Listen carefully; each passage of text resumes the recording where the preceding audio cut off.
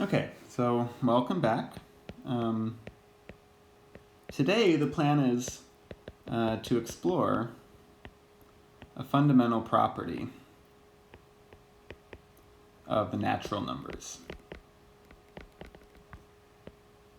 Okay, so this is going to be kind of the first specific set that we're going to work with.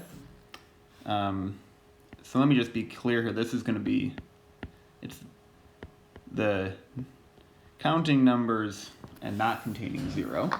Okay. So it's the first specific set we're going to work with. We're going to see that it's going to lead to leads to induction, which is essentially the second proof technique that we've seen in this class. The first one I was going to say is double containment, where if we wanted to show that two sets are equal, we showed one is contained in the other and vice versa. So this is the second one, and it's one that really only works for proofs concerning the natural numbers. Okay, so let me tell you the property. It's the fact that you have to be a little careful, every non-empty subset of the natural numbers has a smallest element. Okay, so this is called the well-ordered property of the natural numbers.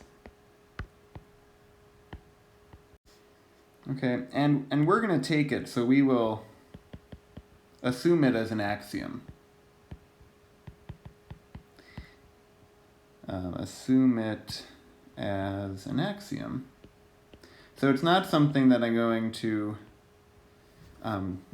try to prove, it's just a property that the natural numbers have. And then we're going to see what we can do with this if we assume it to be true. Okay? So let me give you just kind of the more detailed statement.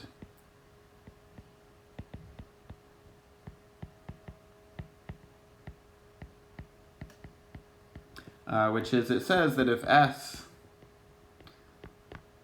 is a subset of the natural numbers, and S is not the empty set, then there is some n in the set S,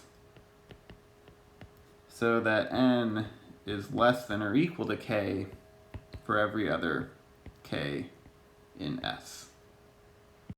Okay, so what I'd like to think about just for a second is this true for Z? Okay, so pause here for a second. Okay, so this ends up being false. And just, again, if you want to ever show something is false, you come up with a counterexample. In this case, my counterexample will be the negative numbers, negative integers. This is a subset of Z, and it doesn't contain a least element. In fact, what I could have done is just taken Z itself has no least element. Right, that's, for this property to hold, so maybe I should just, pull it back up. In particular, this is saying that 1 is the smallest element in N. Okay, but it's saying something stronger as well. It's saying this about all subsets. Okay, so it's false for Z. So let me do some examples now. Well, so first S could be finite, so S could be, 5, 10, 32. In which case, this is really a pretty obvious statement. As long as you have a finite subset of the natural numbers, you just say, well, compare every single one of them and just take the smallest one. So I just look at 5, it's smaller than 1032. I'm happy. Okay. You could also have something like the odd numbers. 1, 3, 5. So we get the smallest element is 1. You could have something trickier as well, like S could be equal to the set of natural numbers where n is divisible by greater than 20 prime numbers. So in this case, finding the smallest element is tricky.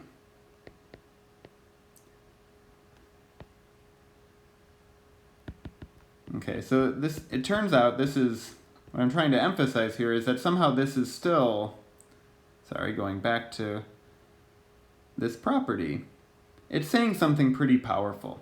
Even though you have a set that's very hard to define, there has to be a smallest element, even though, finding it might be a whole nother matter. It's not always the case you can just find 1 or find 5 and you're happy.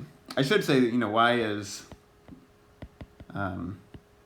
S non-empty in this case? So I don't know, I will you can work that out, or, well, maybe I'll just say it. So you can just take 2 times 3 times 5 times 7 all the way up to the 21st prime. Right, but already this is some ridiculously large number. So you'd like to know, but anyways, it's useful to know that there's this smallest element in the set without working out what it is. Okay, so what we'll be doing with this is that we will use the well-ordered property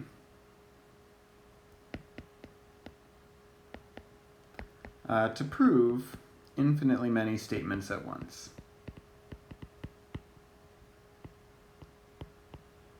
Okay, so this is a very powerful tool.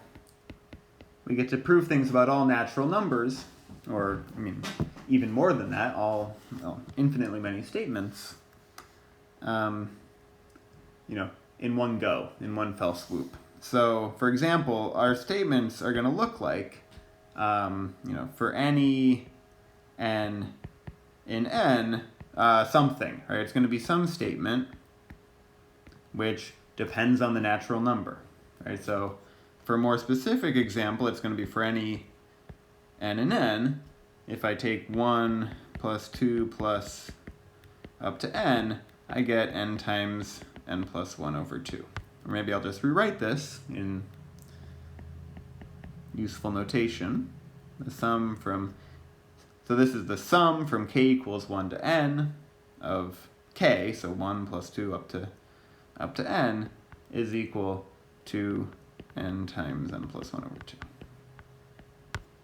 Okay, so the way that we prove these statements, so what you don't want to do, if you're going to prove a statement like this, you don't want to do it case by case, because there's infinitely many cases, right? So informally what you do, we prove these statements by ruling out any potential counterexample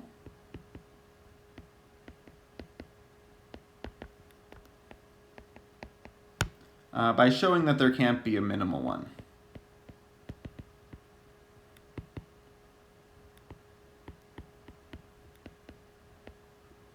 Okay, so what do I mean here? Well, suppose we had this statement, for any n in n, k equals 1 to k is this. So if this, we want to prove that this statement is true, well, suppose that this statement is false. Then there would be a natural number that you would plug into this equation and you wouldn't get the right answer. So you can look at the set of all, counterexamples to this statement. All right, so there's going to be some if the statement's false, there's some subset of the natural numbers for which it's false, and therefore that means there has to be a smallest one, and that's what we're going to rule out. Okay, so maybe I'll just try to make this a little more clear. So remember, so the statement is going to be for any n in n, some property of the natural number, of that specific natural number. So this is either true or there exists some m in n so that so that p of m is false. Okay, so that's just saying the negation of this statement is there exists a natural number so that it's false. Okay? So you just have to remember, I guess, that when you negate, the for alls go to there exists, and the p of n's go to the negations of p of n's. Okay, so let me tell you the theorem now, which we're going to prove. So it's called induction. All right, so for any n in n, let p of n be a statement. Okay, and I encourage you to think about, well, it's a statement like this, involving some natural numbers. Okay, so in general, it doesn't have to be, this can be just some wild, crazy statement with no connection to the natural numbers at all. But it's useful to think about it as like a statement about n, just to keep it straight in your head. Okay, so let me tell you the theorem. So this is the setup here.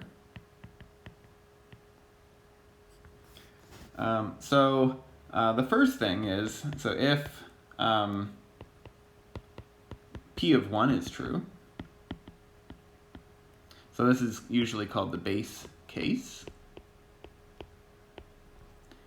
and if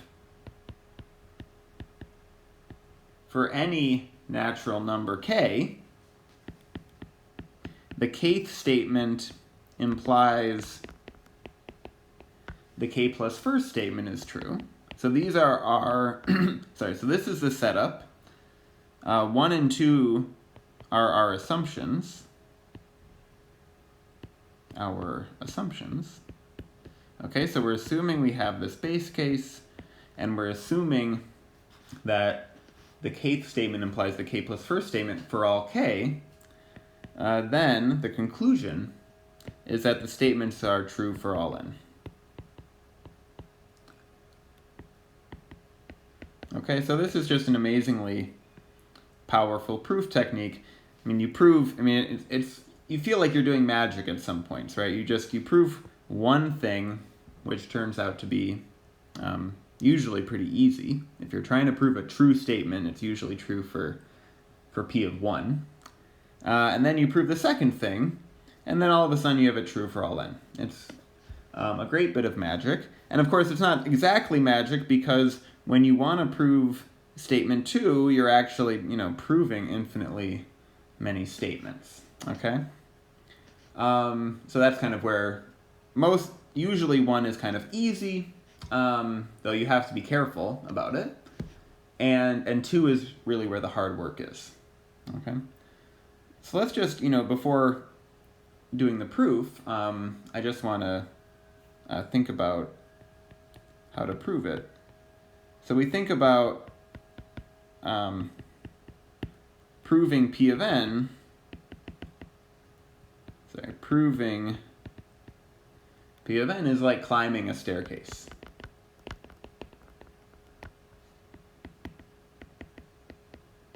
Okay, so we have this, kind of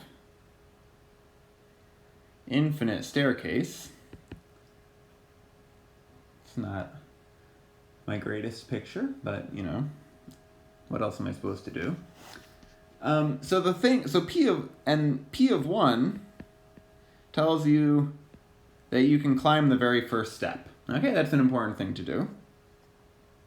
Then P of 2, so 1 says you can get started.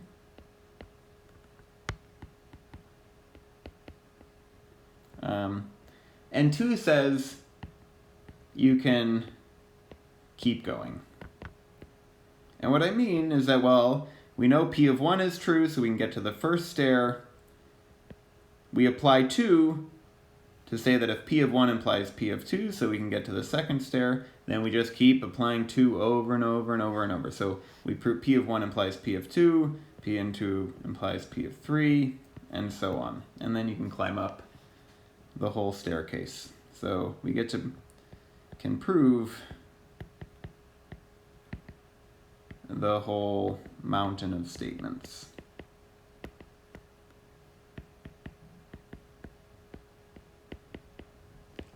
Okay, so let's do an example before we talk about the proof. In some sense, you know, knowing how to work with these induction proofs is, you know, as important or more important than knowing why it works, but we're going to see both. Okay? So let's prove the statement I had before. So for any n in n, if I take the sum from k equals 1 to n of k, I get n times n plus 1 over 2. Okay? So this is my statement. This is P of n. Right? So I have a different statement for every single natural number. All right, and we want to use this proving induction. So, what's the first thing to do? Well, prove P of 1. Okay, so I'm just, you know, pause here. Just make sure that this holds. Okay, so this one is pretty simple here.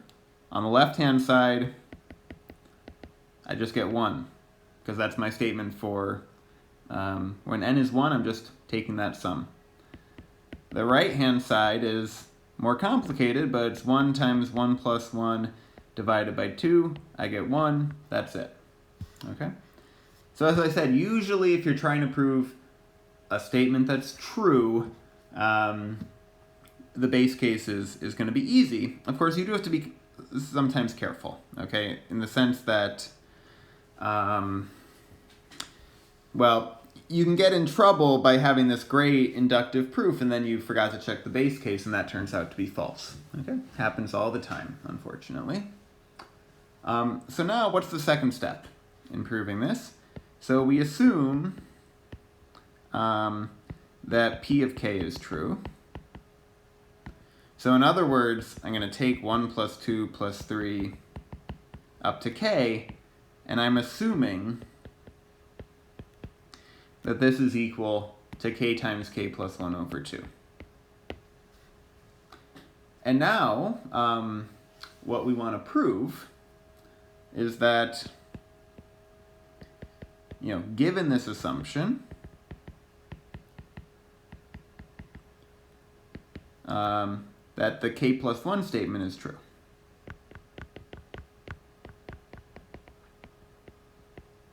Okay, so I'm going to pause again, just try to think about how you can use this assumption to prove this conclusion. Okay, so let me move this up. So let's do the left-hand side. So we had 1 plus 2, I'm just going to rewrite this, plus k plus 1. The usual trick, let's say, you should try to find P of k inside of P of k plus 1. Right? Usually if an induction proof is going to be successful, meaning if P of k is supposed to imply P of k plus 1, well, you need to be able to use P of k somewhere. Okay, so that's the first thing to try to do, is see if you can find a place where you can apply P of k. And here you can, right? Because what you have is, well, I'll just write this 1 plus 2 up to plus k, and then you have this plus k plus 1, and here is the assumption of p of k, right? So we know, since we're assuming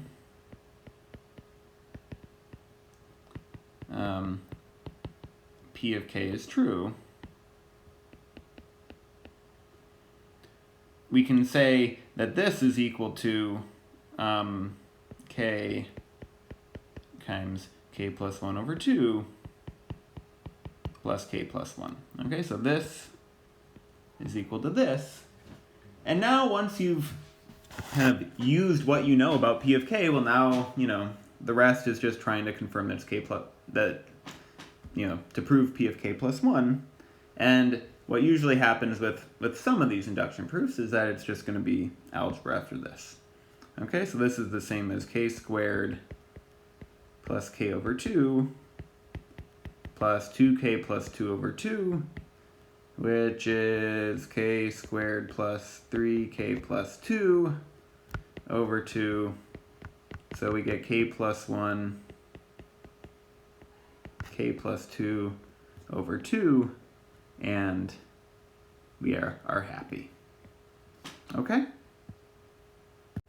And that's the amazing thing about induction, is that we are now done, right? We proved two statements, and now we know this for all natural numbers. Okay? So now that we've seen the real power of induction. So let's prove it.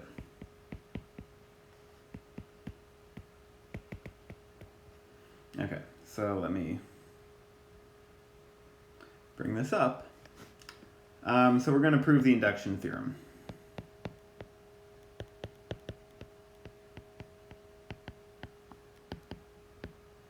And the proof is going to be a proof by contradiction.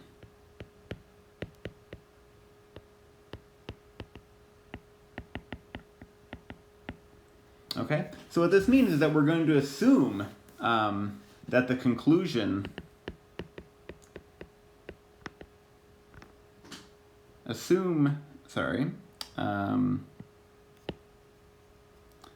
the conclusion is false and derive a contradiction. So this is not the same as proving the contrapositive of a statement. Instead, we're assuming this the conclusion is false and getting a contradiction in mathematics. And so we have to contradict somehow the axioms or the theorems that we have previously shown. Okay, so let's go through this. Okay, so we're going to suppose that the conclusion is false, and the conclusion was for all n, p of n is false. Okay, which means that the negation of this is true. Of course, this is only going to be useful if we can work out what the negation of the statement is.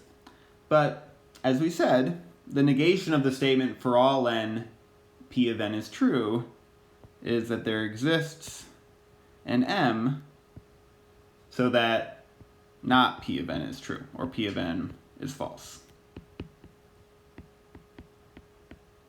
Okay? And now what we're going to define is the set of S, which is going to be a subset of the natural numbers, which is just exactly the set of counterexamples. Okay? And by assumption, we know that this is not the empty set, right? Because we assumed that the conclusion is false, so there is some m so that the negation is true. So this set contains something. All right, so then the well-ordering property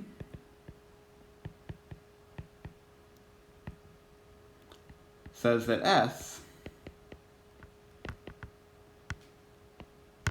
contains a minimal element.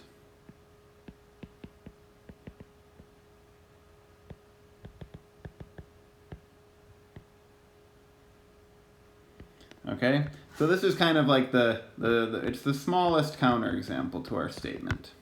The first, if you were like looking for counterexamples and you did like what most people did and go through the numbers one by one, this is the first one you'd come across.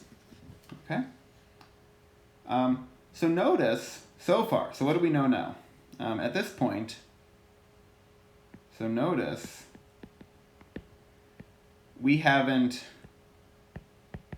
used at all that 1 and 2 are assumed to be true.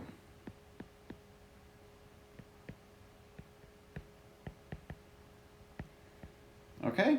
So obviously we can't prove anything about the set S so far because we haven't used anything about our assumptions. We're assuming that we know that P of 1 is true, and we are assuming that we can, that P of K implies P of K plus 1.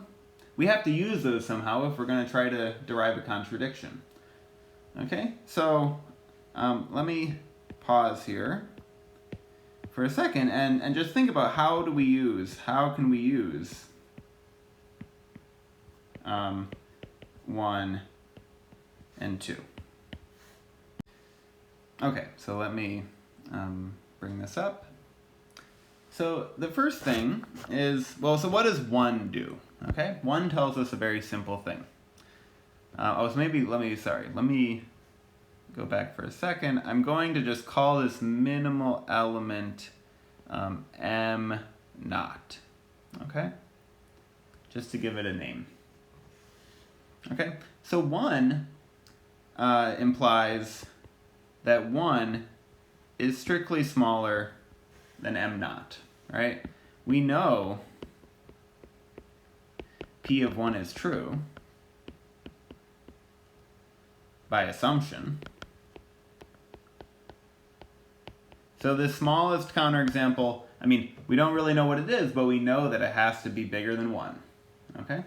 So I'm just going to say another way to write this is that we have 1 is less than or equal to M naught minus 1. Remember, these are all natural numbers. Okay, so if I take 1 away from the minimal element, the minimal element might be 2. Okay, but this still holds. Okay, just remember everything is in N.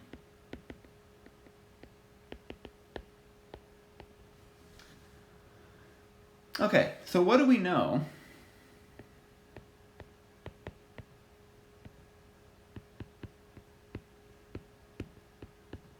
about P of the statement M naught minus 1?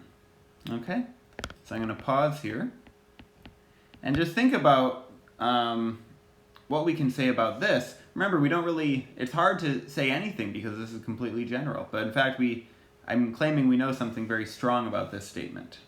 Okay, so the thing we know about this, what we know is that this statement is true. This is the strong thing we know. It is true by definition. Okay? So why do I say that? Well, we said M naught was the smallest counterexample.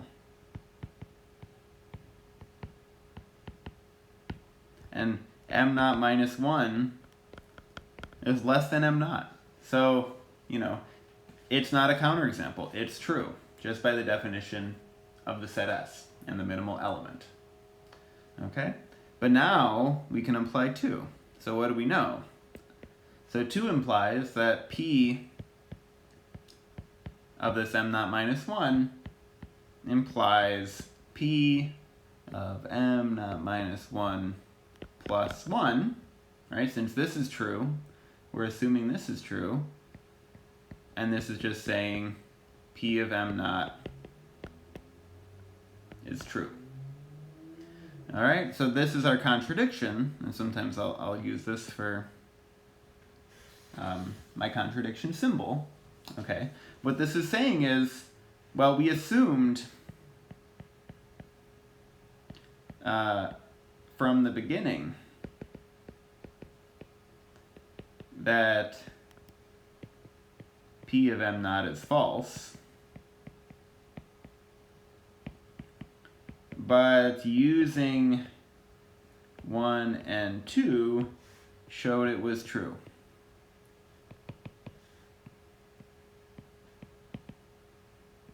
Okay? So then we've arrived at a contradiction. What we have to do is go back and say, well, where were we wrong? Well, we were wrong. The only assumption we made was that there was some counterexample. So therefore, no counterexample,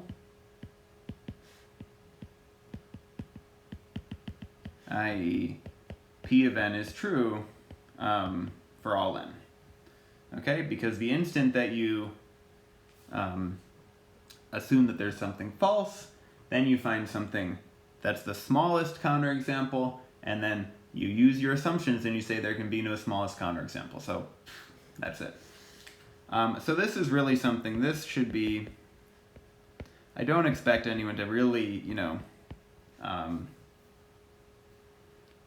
follow and understand this completely. I find this, a pretty technical argument. So this should be, well, first memorized, and then really what I want you to do is understand it. And then really, what I really want you to do is internalize it. Okay, so not only are you understanding it, but you're comfortable with it and you know what's going on. Okay, it's going to come up a lot, and it's just a beautiful gem of the logical method.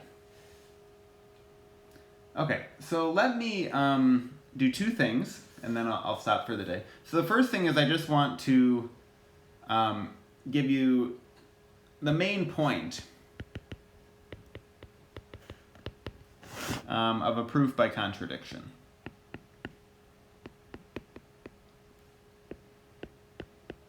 Okay, because this is again something that's going to come up a decent amount, and it's also something that's easily misapplied, right? You would think you kind of want to prove something by contradiction, and it's difficult at some point to say what you're actually going to find to contradict, right? We did a proof by contradiction, and we ended up showing that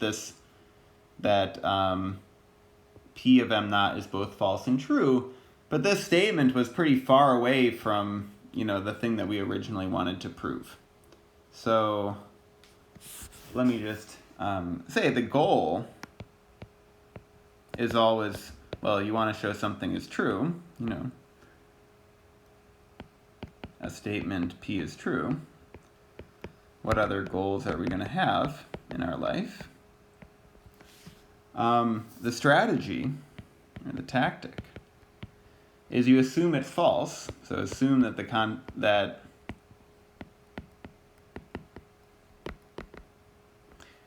negation is true, and then show that this statement implies that Q and not Q are true. Okay? So this is the contradiction. The tricky part is, finding Q is sometimes very hard. Right? It doesn't have to have any single, connection to P at all. Okay? But if you can prove this, so if you can assume that this is true, and show that its statement implies this, well, Q and not Q being true is always false. Right? That's one thing I know. If I take a statement, any statement, and I look at its negation, and I say the statement and its negation are true, I have always uttered a false statement, right? It's Monday and it's not Monday. Well, I don't know whether it's Monday or not, but I know that that's false, the thing I said. Okay? So this is always false, and this implies that not P must be false.